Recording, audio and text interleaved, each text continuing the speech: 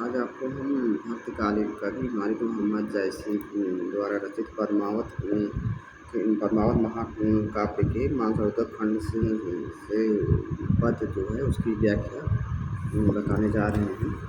तो इसमें जो है सरवर तीर पद्मिनी आई, कोपा छोर केस मकुलाए, सस्मुख अंग मलयगी वासा, नागिन झाँप हीन चौपासा। इस पद के माध्यम से मलिक मोहम्मद जैसे जो हैं वो पद्मावती की सुंदरता का वर्णन कर रहे हैं। पद्मावती का नक्श सौंदर्य का जो वर्णन है इसमें विश्वव्यापी है। इसमें मलिक मोहम्मद जायसी ने उनका नक्शिक वर्णन, सुंदरता का वर्णन किया है। सरवर तीर पद्मिनी आए, पद्मिनी मानसरोवर के किनारे आती हैं और खोपा छोर केस मकुलाई। खोपा माने जूड़ा, वह अपने बालों के जो जूड़ा बना रखा है उन्होंने अपने जूड़े को खोल करके, और केस माने बाल को, मकुलाई माने फैलाना, खोल देना, उसको बालों को फैला देना। सस्मुख अंग मलयगिरि बासा, नागिन झाँप लीन चौपासा। ऐसा लग रहा है यहाँ पद्मावती का मुख जो है वह चंद्रमा के समान है, और अंग मलयगिरि बासा, पद्मावती का अंग जो है वह मलयागिरि चंदन से सुगंधित है, और नागिन झाँप लीन चौपासा। ऐसा लगता है कि मानो सुगंध के कारण उनके बाल रूपी जो नागिन हैं उनके चारों तरफ, उनके मुख के चारों तरफ फैले हुए हैं। उनई घटा परी जग छाया, सस के शरण लीन जमुरा। और पद्मावती के बाल जो बिखरे हुए हैं, खुले हुए हैं, वह ऐसा प्रतीत होता है कि मानो बादल जो हैं वो घिरे हुए हैं, और सस के शरण लीन जनुरा, मानो पद्मावती के मुख रूपी चंद्रमा की शरण में पद्मावती के केस रूपी, बाल रूपी जो राहु है वो शरण लिया हुआ है। झप गए दिन भानु कह दशा, ले निस नखत चाँद परगस। ऐसा प्रतीत होता है मानो दिन में ही झप गए दिन भानु कह दशा, भानु माने सूर्य, दिन में ही सूर्य जो है वह दिखाई नहीं दे रहा है, मानो वह छिप गया है। और ले निस नखत चाँद परगसा, और निस माने रात, नखत माने तारे, चाँद माने चंद्रमा, परगसा माने प्रकट होना।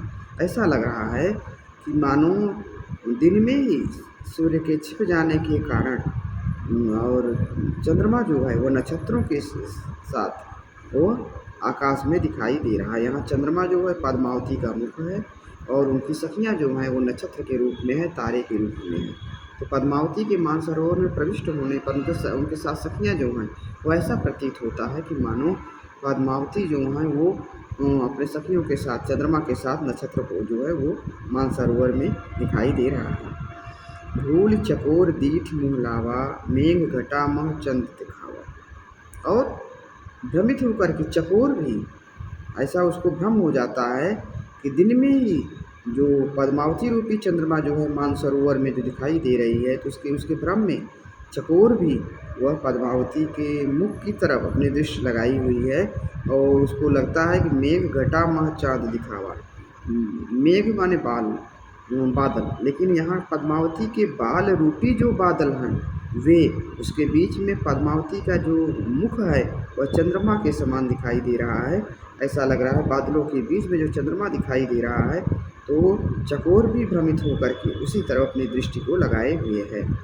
दसन दामिन कोकिन भाखी, भौहें धनुष गन ले राखी। दसन दामिन, पद्मावती की दांत जो हैं वे दामिन के समान, बिजली के समान चमक रहे हैं, और कोकिन भाखी, और उसकी भाषा जो है जब बोलती है पद्मावती तो कोयल के समान मृदु बाड़ी जो है पद्मावती की है।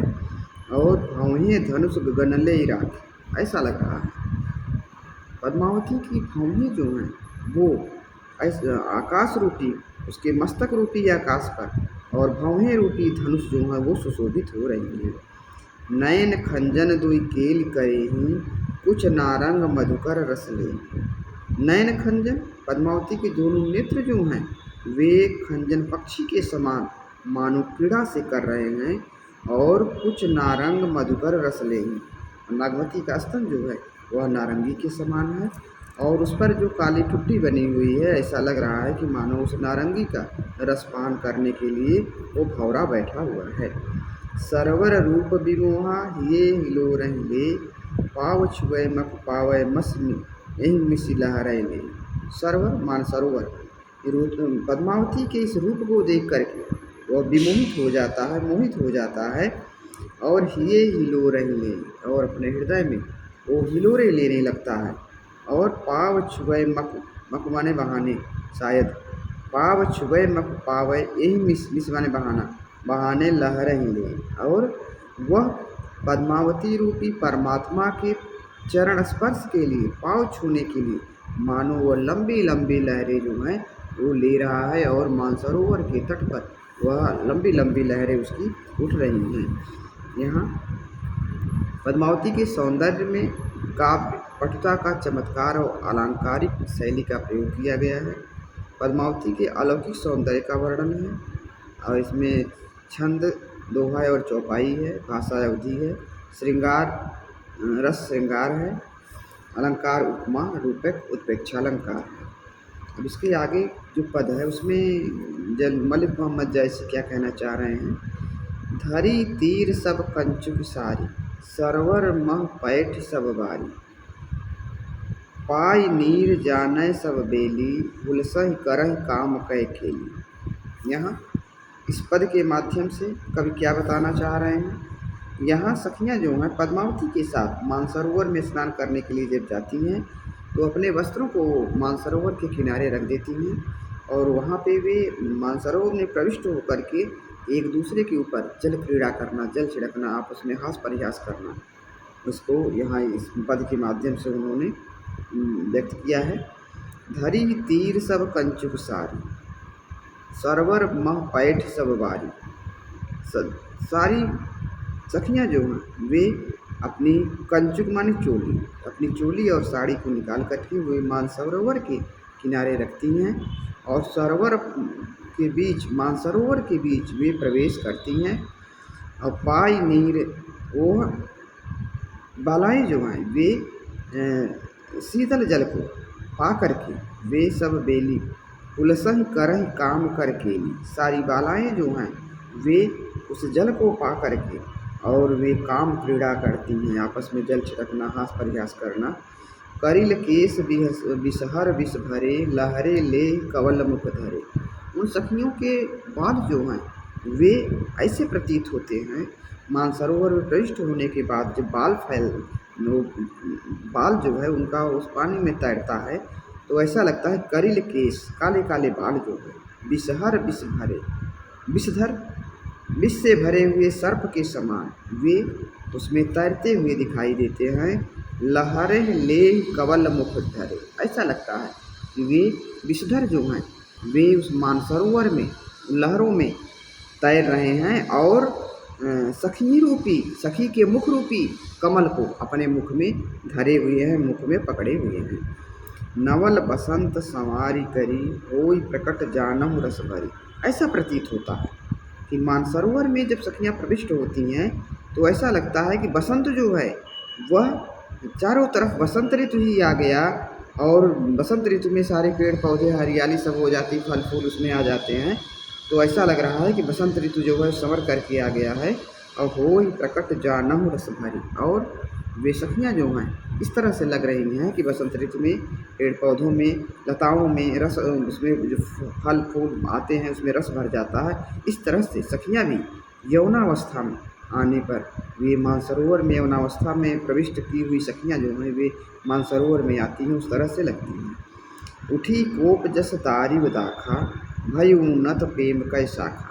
जिस प्रकार से दारिव दाखा, अंगूर और अनार में रस भर जाता है तो वह भारी हो जाता है, वजन हो जाता है, उसी प्रकार से उसकी डालें झुक जाती हैं।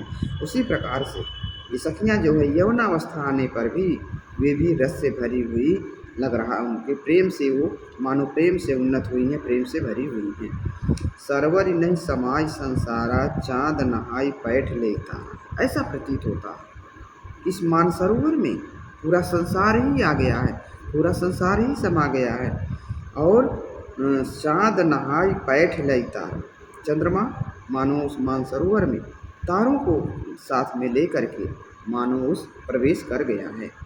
धनिसो नीर सस तरई हुई, अब कित दीठ कवल और कोई। यहाँ इस मानसरोवर में ऐसा लग रहा है कि यह नीर जो है, मानसरोवर का नीर जो है, जल जो है, वह धन्य हो गया, क्योंकि सस तरई रूपी पद्मावती रूपी चंद्रमा और उनकी सखी रूपी तारे जो हैं वे इस मानसरोवर में प्रविष्ट किए हुए हैं।